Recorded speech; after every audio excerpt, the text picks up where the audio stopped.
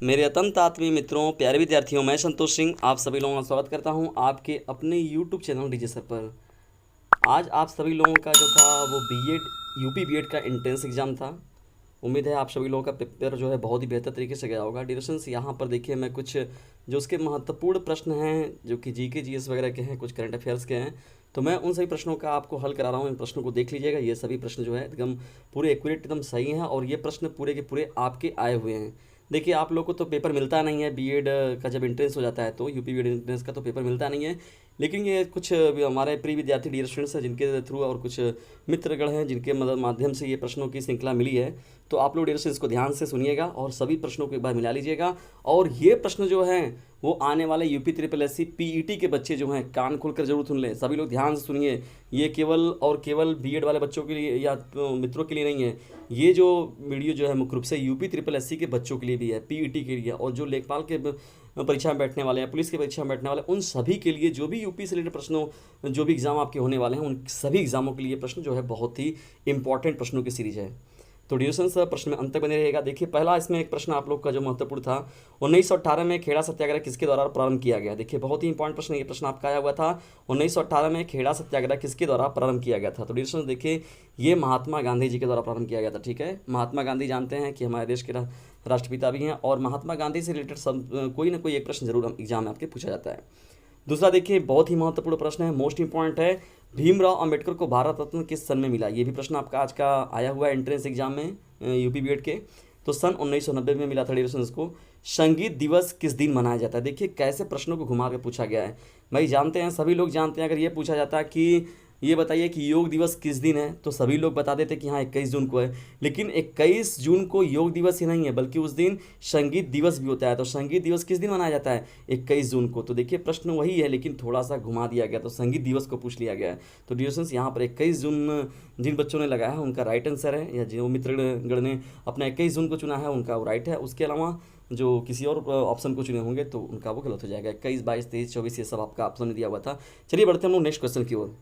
चलिए आगे बढ़ते हैं डियर स्टूडेंट्स। देखिए यहाँ पर क्या है, पहले औद्योगिक क्रांति की शुरुआत कहाँ हुई। बहुत ही मोस्ट इंपॉर्टेंट प्रश्न है। क्लास 10th का देखिए शुरुआत, 9th 10th का जो शुरुआत ही होता है वही औद्योगिक क्रांति से आप लोग देखेंगे, पहला चैप्टर है ही वहीं से। तो इंग्लैंड में डियर स्टूडेंट्स पहले औद्योगिक क्रांति की शुरुआत वहीं पर हुई थी। नेक्स्ट प्रश्न की ओर बढ़ते हैं, मदर टेरेसा का जन्म स्थान कहाँ है। बहुत ही मोस्ट इंपॉर्टेंट प्रश्न है। मदर टेरेसा का जन्म जो स्थान है डियर स्टूडेंट्स मैसेडोनिया है। नेक्स्ट प्रश्न की ओर बढ़ते हैं। देखिए संविधान से आपका पूछा गया है, बहुत ही इंपॉर्टेंट ये प्रश्न है। संविधान का आत्मा किस अनुच्छेद को कहा जाता है। तो संविधान का आत्मा किस अनुच्छेद को कहा जाता है।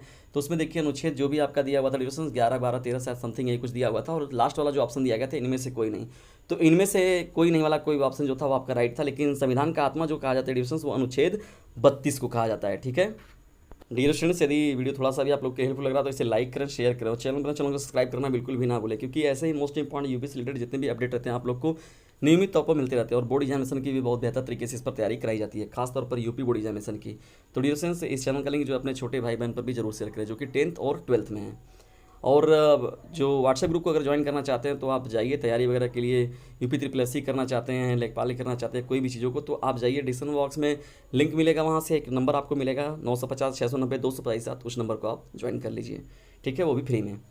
निरसन देखिए, यहाँ पर भारत के पड़ोसी देश को एक पूछा गया, यहाँ पर राजधानी भी, तो भूटान की राजधानी कहाँ है। बहुत ही इंपॉर्टेंट प्रश्न है, भूटान की राजधानी कहाँ है। देखिए भूटान के बारे में पूछा है। भूटान एक चर्चित देश नहीं है, कोई पार्टिकुलरली उसका नाम वगैरह नहीं आता। चीन पूछता, अमेरिका पूछता, ऑस्ट्रेलिया पूछता, इन सभी लोग को आप जानते हैं जो कि चर्चा में रहते हैं हमेशा, लेकिन भूटान कभी चर्चा में रहता है, इसलिए यहाँ पर ये लोग भूल भी जाते हैं लोग इसको। देखिए भूटान की राजधानी जो हो जाएगी डिस्टेंस, यहाँ पर क्या हो जाएगी, थिम्पू हो जाएगी। देखिए यहाँ पर टाइपिंग में थोड़ा प्रॉब्लम हो गया, तो यहाँ पर आपका क्या हो जाएगा, थिम्पू हो जाएगा। तो भूटान की जो राजधानी है वो कहाँ पर है, थिम्पू में। तो इसको सही कर लीजिएगा आप लोग, थिम्पू।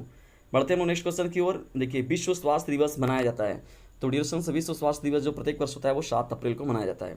NCTE कब लागू हुआ। तो डिस्टेंस देखिए NCTE जो है वो ये जो लागू किया गया, देखिए शिक्षा शास्त्र से संबंधित ये प्रश्न एडिशंस बहुत ही महत्वपूर्ण है। तो NCTE को जो लागू किया गया था सन 1995 में। बहुत ही महत्वपूर्ण यह प्रश्न है शिक्षा शास्त्र के बच्चों के लिए।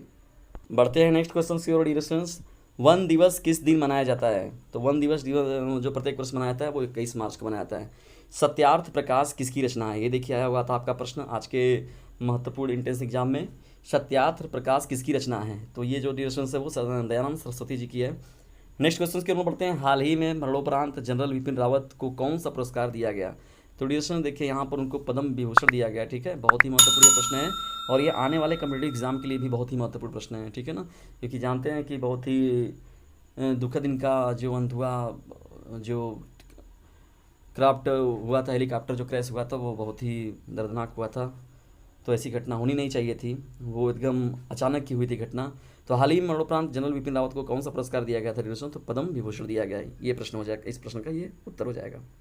चलिए डिविजन आगे बढ़ते हैं। देखिए, हिंदी की भी कुछ महत्वपूर्ण प्रश्नों की सीरीज पे बात कर दिया जाए। जानते हैं आप लोग को कि विलोम की बात हो गई, अनेक शब्दों के लिए एक शब्द की बात हो गई, प्रत्यय की बात हो गई, उपसर्ग की बात हो गई, ये सभी प्रश्न मिलते हैं।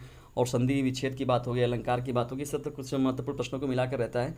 कुछ यहाँ पर देखिए हिंदी के भी महत्वपूर्ण प्रश्न है, जैसे यहाँ पर दिया पूछा गया था, बहुत ही पॉपुलर क्वेश्चन है, उर्वशी किसकी रचना है? बहुत ही महत्वपूर्ण प्रश्न है डिविजन। उर्वशी जो है रामधारी सिंह दिनकर की बहुत ही महत्वपूर्ण रचना है। ठीक है, ये इसका राइट आंसर था, रामधारी सिंह दिनकर। अभिशाप का विलोम क्या होगा? तो डिविजन यहाँ पर आशीर्वाद जो होगा वो करेक्ट हो जाएगा। अत्यधिक का संधि विच्छेद क्या होगा? तो अति धन अधिक जो होगा ये आपका क्या हो जाएगा? अत्यधिक का संधि विच्छेद हो जाएगा। बढ़ते हैं हम लोग नेक्स्ट प्रश्न की ओर। देखिए, पंडित रविशंकर का संबंध किस वाद्य यंत्र से है? तो डिविजन ये देखिए, सितार वाद्य को यंत्र को बहुत अच्छे से बजाते हैं और ये उसी से संबंधित है, सितार वाद्य यंत्र से। नेक्स्ट प्रश्न की हम बढ़ते हैं। मिस यूनिवर्स 2021 का आयोजन कहाँ हुआ था? देखिए डिविजन, शहनाज कौर जो भारतीय थी उन्होंने इस खिताब को जीता हुआ था, मिस यूनिवर्स 2021 का खिताब। और याद रखिएगा, मिस यूनिवर्स 2021 का जो ये कार्यक्रम किया गया था वो इजराइल में किया गया था। ठीक है, तो इजराइल इस प्रश्न का राइट आंसर हो जाएगा। नेक्स्ट प्रश्न की ओर बढ़ते हैं, जो आज के आपके एंट्रेंस एग्जाम में आया हुआ था, किस न्यायालय में सर्वाधिक महिलाएं हैं? तो डिविजन जो मद्रास है तमिलनाडु, तो मद्रास जो न्यायालय है वहीं पर सर्वाधिक महिलाओं की संख्या है, यानी सर्वाधिक महिलाओं की जो संख्या है वही कहाँ पर है? मद्रास न्यायालय में। ठीक है ना, ये इस प्रश्न का राइट आंसर हो जाएगा।